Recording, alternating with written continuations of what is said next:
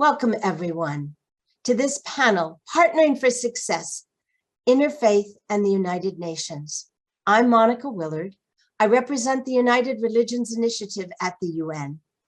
I began my career at the UN as an NGO representative in 1991 and had the good fortune of working in partnership with the Department of Public Information, with NGOs from all over the world as we were planning the summits and all the little different workshops that we could do, beginning with the Earth Summit. And I was in Rio with so many NGOs from around the world as we addressed the environment. And then there were the preparations for the Social Development Summit, and of course, Beijing. And the Women in Spirituality had quite an opportunity to address the NGOs in Beijing. I began working with so many people in the spiritual and religious community at Beijing. And so women, the environment, social development, and particularly peace were issues I was already working on when I started with the United Religions Initiative. And I have had the joy of representing them at the United Nations since 2004. But my big work began in partnering with the NGO community, with the International Day of Peace, the Committee of Religious NGOs, through the summits that I described. And I have met the people on this panel by working with them and getting things done at the UN, creating spiritual events to celebrate the International Day of Peace, to celebrate and to work on the SDGs, to address the issues of peacemaking around the world, and to open our hearts to work in collaboration as we promote the work not only of the United Nations, but of all the religions of the world, taking care of people, developing the wholeness and developing communities, creating peace. This is the work of religions and the United Nations. And this partnership is essential.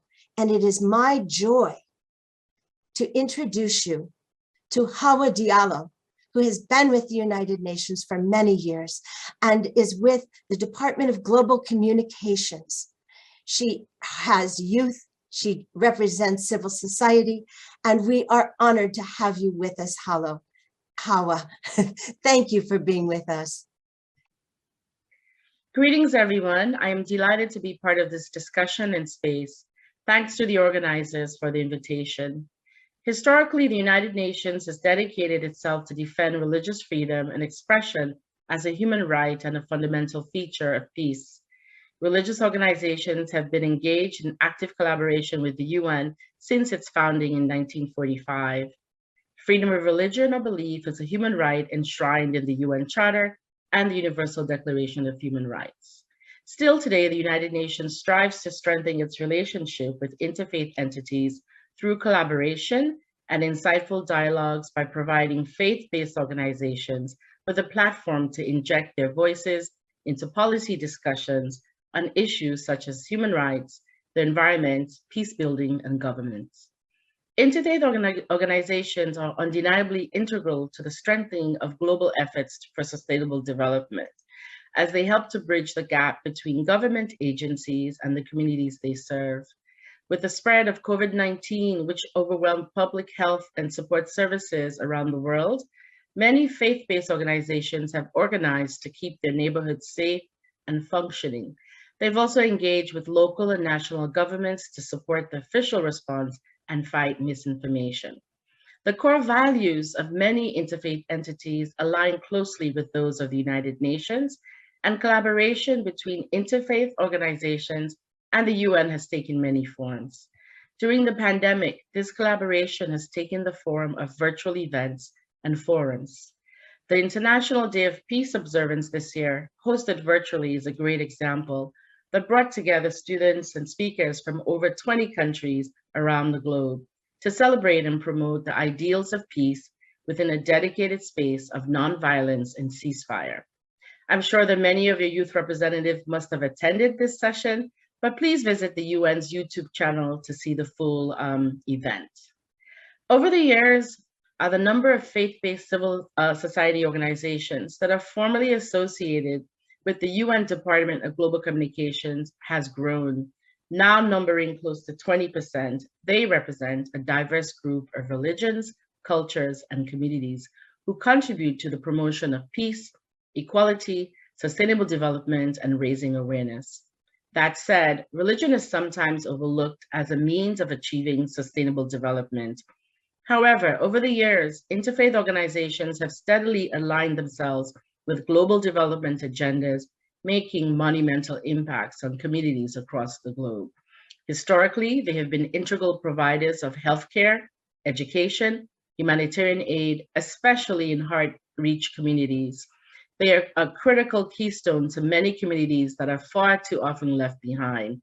This is a fact that has been acknowledged by governments and international bodies like the United Nations.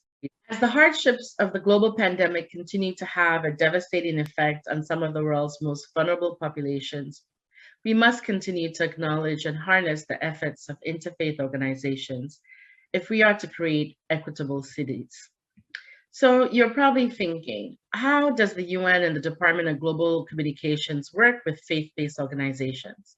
Well, there are a number of ways to get involved and stay informed. For example, you can organize advocacy dialogues and initiatives in support of Interfaith Harmony Week, held yearly in February to promote greater mutual understanding and interreligious dialogues as a fundamental aspect of peace. What I love most is that this week celebrates the diversity of faiths from around the world while propagating the ideal of peace and respect in places of worships. Your NGO can also promote other UN system-wide initiatives. For example, you can organize around the call to action for human rights or the UN strategy and plan of action on hate speech. One I really love is the UN plan to safeguard religious sites. Also of relevance is the collection of data through initiatives such as a call for civil society action stories and surveys that have been launched by the Department of Global Communications. These initiatives highlight how the civil society, many of them interfaith organizations, take action on issues such as gender equality, climate change, and of course, the response to the COVID-19 pandemic. The UN Department of Global Communication also puts out 2 newsletters, a civil society weekly announcement and a youth newsletter to ensure that these constituents are made aware of events, campaigns, and news that's circulating around the UN. So once this event is finished, please visit our website, www.un.org/civil-society to self-subscribe. I'm sure that you agree that there is clear evidence on the impact that faith-based organizations and interfaith initiatives bring to the table. Further, we know that these entities are more often found in places where governments and multilateral organizations are not able to go, and with great success. Now, I mention this again because very often I think the impact that interfaith and faith-based organizations have in the development scene is often overlooked and taken for granted. So it's important to state that UN and interfaith collaboration builds bridges amongst various cultures and faiths. More importantly, such collaborations underscore the common tenets among religions that speak to leaving no one behind. I know that all of us have experienced so much loss over the last couple of months. Personally, I feel that I've been on auto grief patrol. And now as we begin to rebuild our families and communities, we need to embrace our inner spirituality and sense of humanity that is embodied in this year's Parliament's theme, opening our hearts to the world, compassion in action. I strongly believe that it's only with this realization that we can reclaim our rightful space as we continue towards our purpose of achieving a world of peace and harmony, one without hunger, racism, and poverty. Thank you so much for having me today.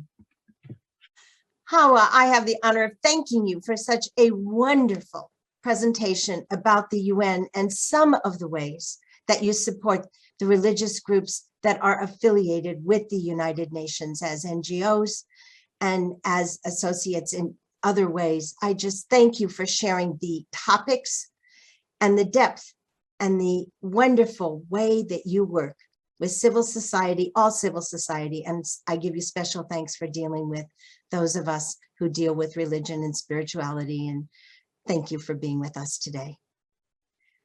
Now, I have the great pleasure of turning to another person who has been a leader in the religious community, Swamini Attananda Saraswati. We welcome you. You are a co-founder of the Pan-African Association. You have worked with people in need around the world. You are the past interim executive director of the United Religions Initiative. And I am honored to welcome you on this panel for the Parliament and showing the importance of partnerships with the United Nations. Thank you for being with us, Swamini. Thank you so much, Monica. And I am so honored to be here with you and with such a wonderful panel of dignitaries.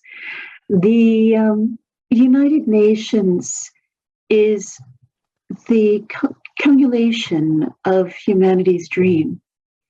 Imagine just a few hundred years ago, the thought of all the nations, representatives of all the nations come together to make this world a better place, to bring about peaceful solutions in dangerous times, to react to pandemics such as the one we're going through in this world right now.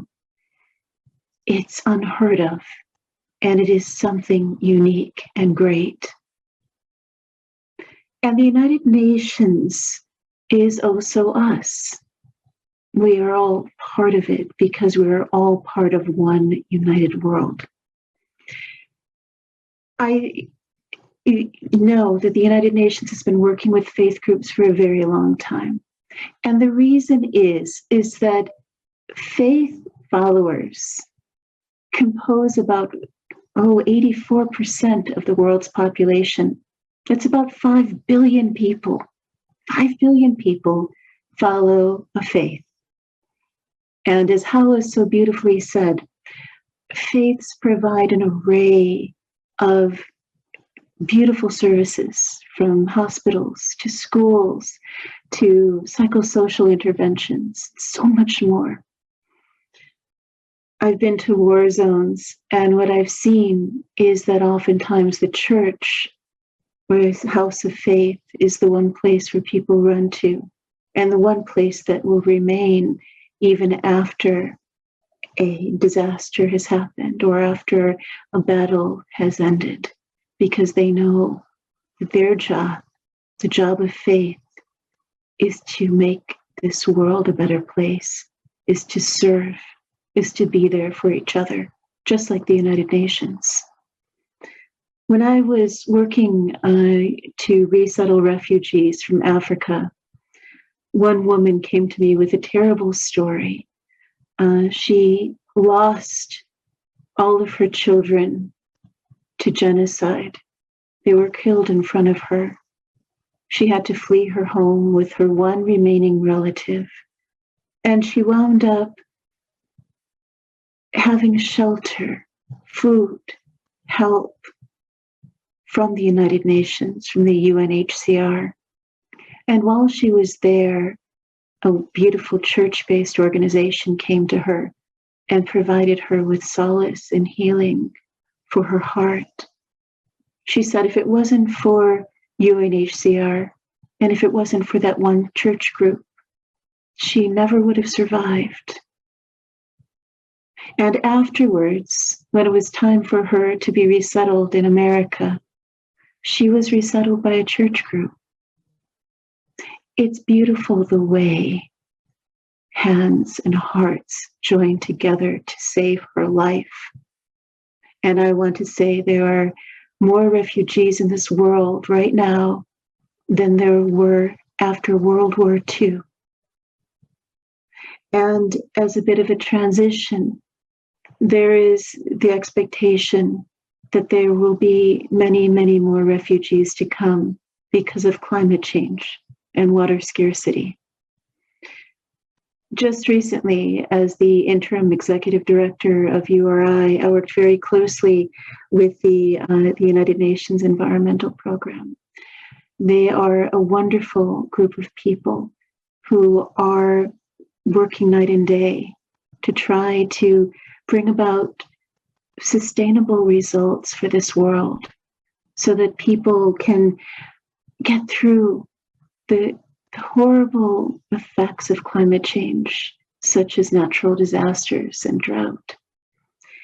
And we came together to train faith leaders as to how they could become counselors in their own right for their own faith communities,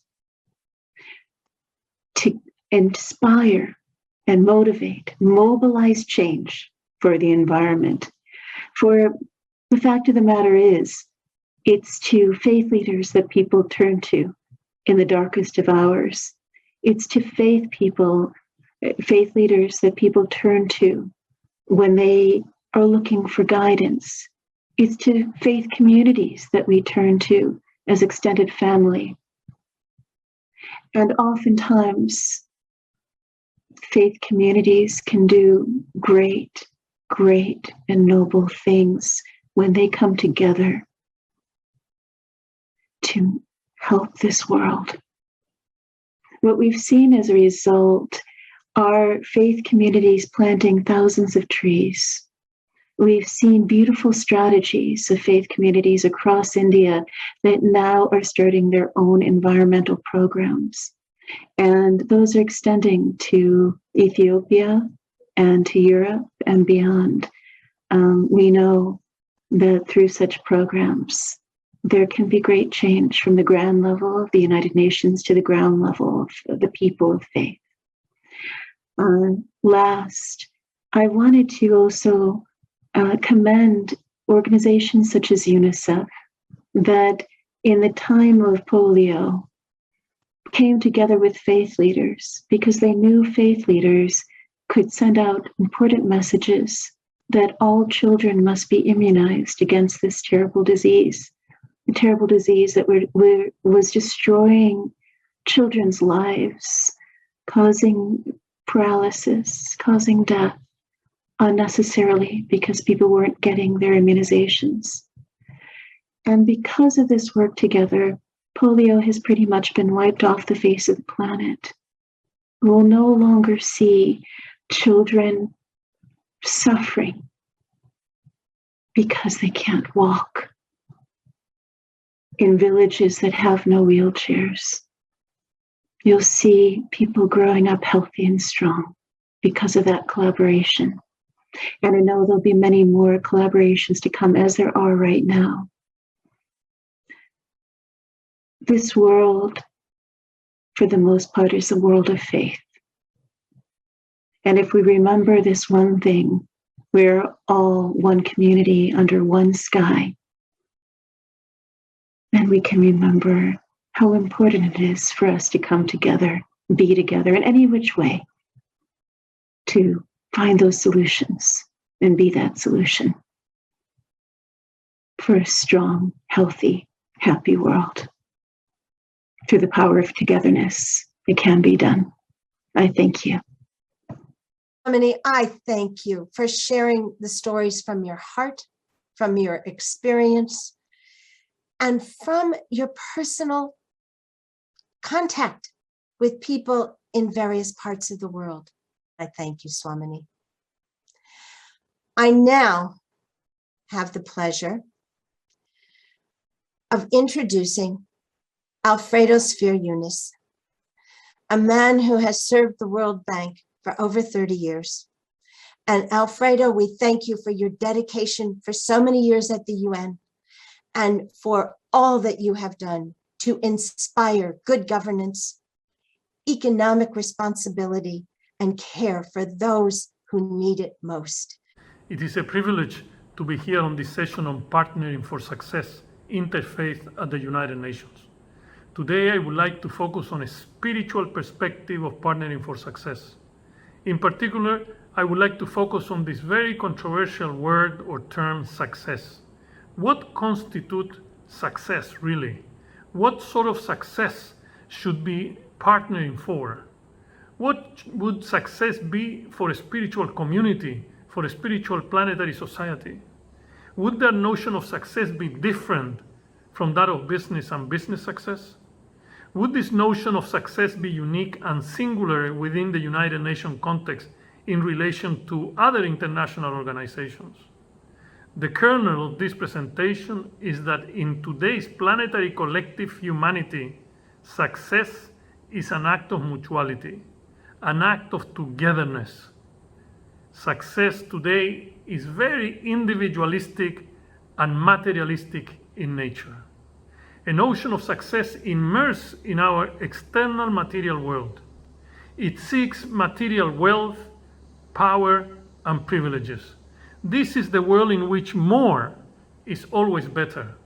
This success surfaces from attainments in the outer world. Success is something outside us. We live in societies that artificially create outer aspirations. That is to say, they educate us to even enhance these systems of aspiration and thus keeping all of us running behind it. We are becoming increasingly aware of how this materialistic notion of success affects our life in all its dimensions. It affects our notion of economics, politics, social, and institutional. It affects all processes of wealth creation, wealth concentration, and wealth protection. It affects our relationship with others. It affects our very delicate relationship with Mother Nature. This is important, leading to a dangerous limits of extractivism. The results are in front of our eyes: global warming, biodiversity depletion, pollution of the ocean and cities, and the disempowerment of communities. It also affects how we define leadership and how we form leaders through a specific type of mindset. Leaders that are guided by the having and doing, and not by the being and becoming. In the end, every desire or want becomes a need. Today, I would like to address how we may construct a spiritually based paradigm for partnership for collective success. To start, we live in a unique moment in human history, a moment when success cannot be disregarded, or disassociated with the power of citizenry, the planetary nature of human and nature's life, and the foundation of the right-based society. This is needed to attain representativeness, inclusiveness, and legitimacy.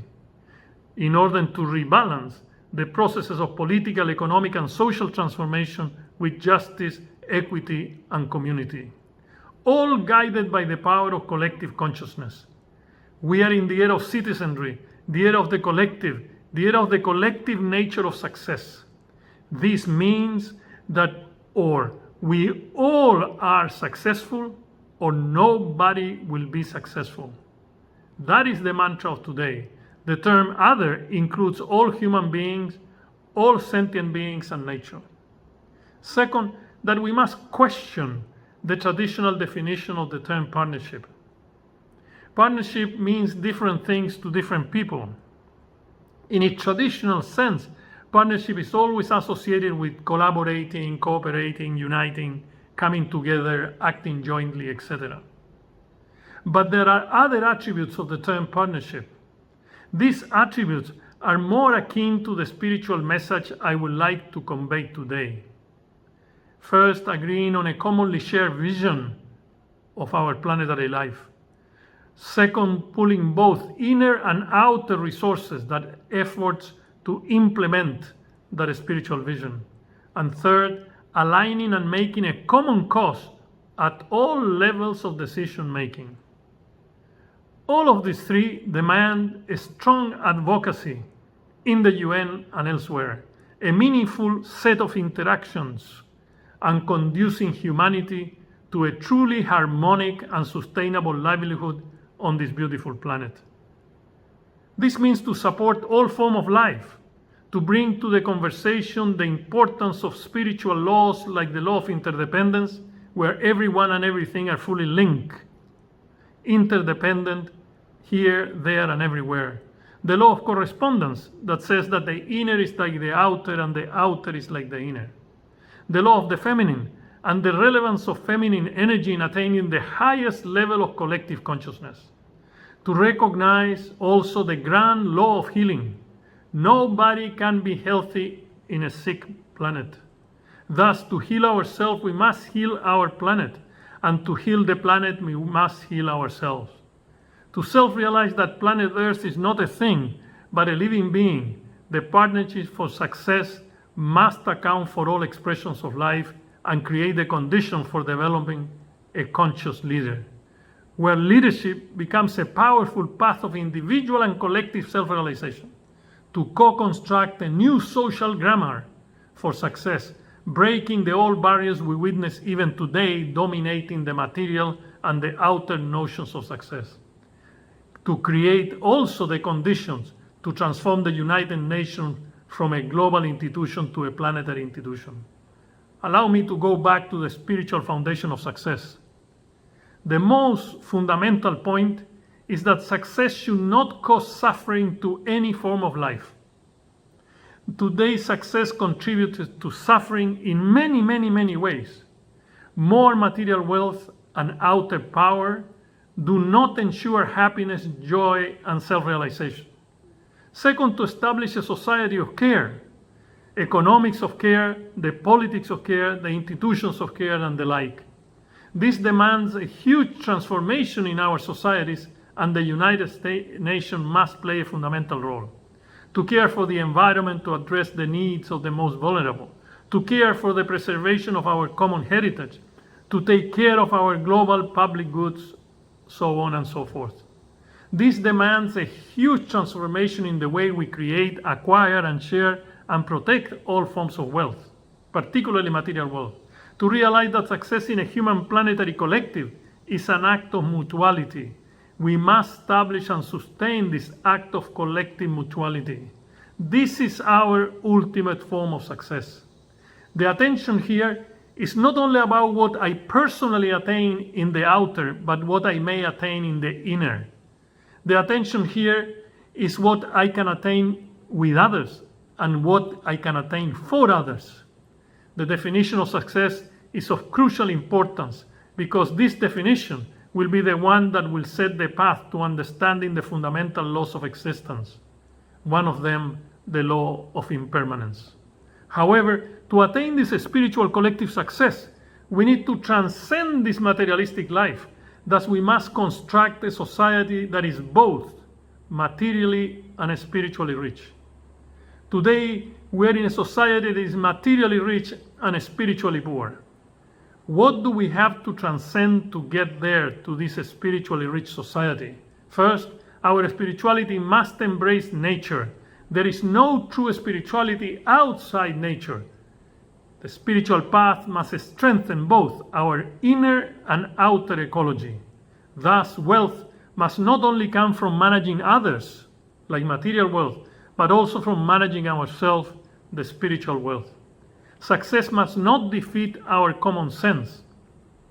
This means that success demands living in a meaningful life, as the Buddha would say, not harming others. A society that creates and promotes fear and suffering must not be considered a successful society. Fourth, it is time to have a new common denominator for success. I propose, humbly, a common denominator with love, compassion, sharing, caring, equanimity, and trust.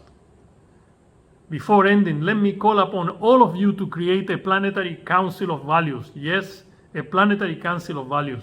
Let us not allow the present ego-based, individualistic form of success to permeate the decision-making in our planet.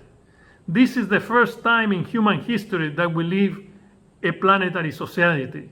This is the moment to rise to the occasion to benefit all and benefit all future generations. Thank you very much. Alfredo, I just want to thank you for your words of wisdom, your vision, and the way you help us expand this topic. It isn't just partnering to get something done in one small way. It is partnering for the whole. Thank you. Thank you very much.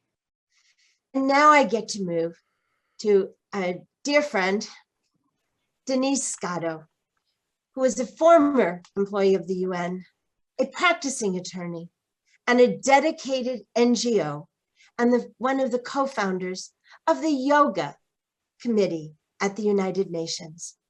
Denise, I could go on, but I'm waiting for your amazing words. So please share with us your message on this important issue of partnering with the Interfaith and the United Nations. Monica, thank you so much for inviting me and for facilitating this program today. I am so joyed to be with everyone. If joyed is a word, I am just feeling so incredibly thrilled, excited, and so delighted inside, because all of us are good old friends. And we all share a love for the United Nations. We all share a love for this beautiful, precious planet and each and every person in this world. I can say that because we've been together in so many different ways. And it's something that really comes from our heart. We are all people I know who really feel very deeply about how there is this spirit that is alive in each and every one of us, and that gives birth and aliveness to everything, everywhere on this precious, precious planet. And some people can say that they attribute it to their religion. Some people say that they're spiritual. Some people say, well, my belief, is that it's something greater than myself. We could go on about the terms, but as someone who is a practicing interfaith minister also, I would say that the truth is one, but the path is many. And we talk about the truth being full of a heart that is open, that is inclusive. And I'd like to go back to the foundational documents of the United Nations. When we talk about the UN, we talk about the UN Charter, and we talk about some of the other documents like the Universal Declaration of Human Rights. And we talk about some of these underlying values, the values that we all on this call hold so dear. And these values are the values that I can say with such confidence that the world's religions hold dear as well. Human dignity, the respect for life of all kinds of life, from human life to animal life, to the different beautiful plants and trees, to so much that we have that is alive, that is there for us, supporting us. We talk about interdependence, as Alfredo said. We talk about unity. We talk about diversity, but we talk about inclusion and acceptance.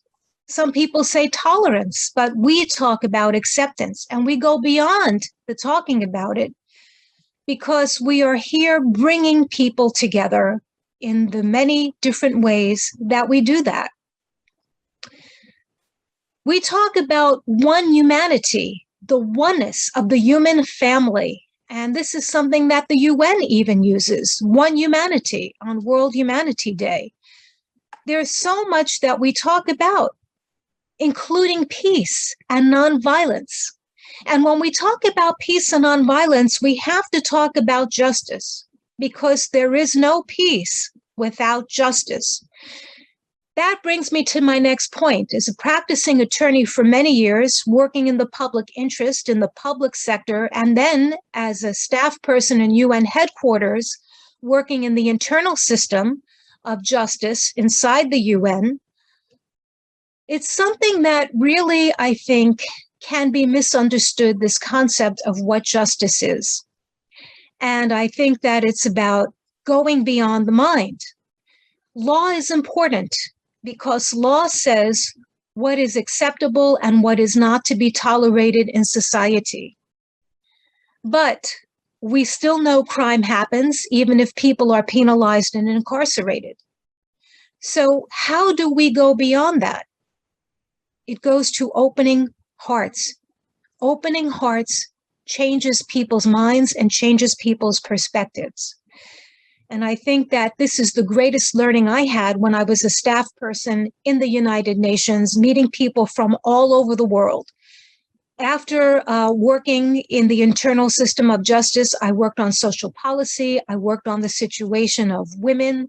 I worked with youth, children. I did a lot of work with older persons as well, many different sectors, especially with persons with disabilities. And I have to say that many people would come up to me. They just want to say hello, but then they want to say, do you know if the UN did not exist, what my life would be like, what my country would be like? I can't even imagine. Thank God. Thank God. Exactly out of their mouth, many times over. Thank God for the UN. Human rights. We celebrate Human Rights Day in early December. We celebrate International Women's Day in March. We celebrate days like UN Day in October, the International Day of Peace, which is in September, the International Day of Yoga, which is in June. There are so many other days that are dedicated to different topics and different subjects. Reading, mental health. I could go on and on and on. Preventing trafficking in persons. And I think that these days have really shown me how we are united in a common cause and how we can become united around certain goals and certain action to take.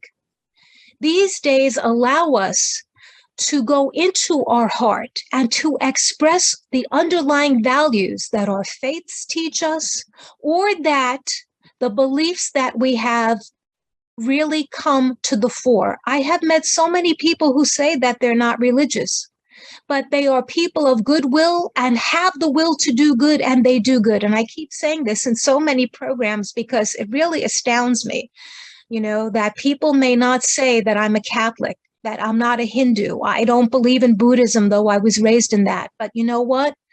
There's something so beautiful about helping people, and I believe in the goodness of people. Yoga Day, Peace Day, and so many of the other days, again, allow us to recommit to our own faith traditions, to our own religion. And I'd like to bring up the fact that the Golden Rule is something that I think we can agree upon. Many of us can agree upon this. And in the United Nations, we do have the Rockwell painting of the Golden Rule. And that is so beautiful to see. To just stand up there and to feel the energy coming from that is so powerful. If you're standing in the United Nations and you have such a pure and open heart, whether you're in the meditation room, whether you're in an area where there's a mosaic of the peace dove, I think that if you really make that connection to something greater than oneself, you will feel that connection to each and every person. So I would say that it can be difficult sometimes to partner and be successful with the United Nations. But as we heard Swamini say, the United Nations is each and every one of us. So what that means is there are people like Hawa Diallo who are still working in the United Nations in New York headquarters. And she is someone who has such an open and caring, compassionate heart and has helped so many youth and so many other people in promoting the SDGs and so many of the other goals, the mission and the charter of the UN. We have heard how the specialized agencies like UNICEF and the World Bank and even UN Women have had so many wonderful programs that have changed the lives of people on the ground. When I was working in the UN, I was working in the Division for the Advancement of Women, and this was before UN Women was created. And one of the issues that we really were taking a look at was domestic violence or intimate partner violence. Violence against women in this setting is one of the most common kinds of violence that women and girls of all ages, from all religions, from all cultures, women and girls who speak all different languages, who eat different kinds of foods, but at the same time, they know exactly what we're talking about. The UN and NGOs have partnered in so many ways. As I said, when we talk about domestic violence, when we talk about reading and promoting reading, when we talk more recently with the WHO, and we talk about this global pandemic of COVID-19 that we're facing, there is room to work together. We have many different interfaith initiatives that have worked together with the response to COVID-19 for getting masks to so many different places in the world who didn't have masks. And I know so many friends who have worked on this particular project, as well as food, rice and beans. I could go on, clean water, and special kits when we talk about women giving birth in war zones, in places of conflict, or even in areas where there is so many people who are just affected with COVID-19, where the pandemic is being felt so much in those communities. The safe motherhood birth kits are such a lifesaver. And I can thank one of our core members of our Yoga Day committee, Dr. Padmini Murthy, for being at the fore of doing so much in so many different countries with the masks and also with the special safe motherhood and safe birthing kits. This is just a little something that I've tried to show you in the small amount of time that we've had together. And I'd like to say, please look for us, look at the UN, look on the UN website, look on the Yoga Day Committee website. We have a Facebook page and we have a publication that comes out every year. And I'm saying this because I have been getting emails. People have been writing to me about how our publications, their e-magazines, this just happens to be a printed one, how these are so inspirational, how these have provided such resource and support to people in times of great stress, in times of great uncertainty. We are all here to help one another. And I think that the theme of the Parliament is, we love this world and we love each and every one. And the point, though, is we open our hearts to everyone. And how do we do that? With care, concern, with compassion. That is the thing that makes the action happen. Compassion and care are the wings that make our hands move. So without further ado, I'd like to say again, be in touch. We have to be in touch. We are not alone. We are all together, as you've heard our brother Alfredo say, as you heard so many of the other speakers say. This has been a very rich panel, and I'm, again, so thrilled to be part of it. Thank you again. Thank you, Monica. Denise, thank you very much. You lifted up so many topics. And one of the things about partnering with the United Nations is whatever you are doing and are passionate about, there is probably a day, an organization, a department, a way that you are already connected to the United Nations. And we're just giving you an overview. Thank you for being with us. Thank you, Denise, for mentioning particularly women and so many of the specific issues. Thank you, Hawa, for bringing your expertise and your love and the Department of Global Communications.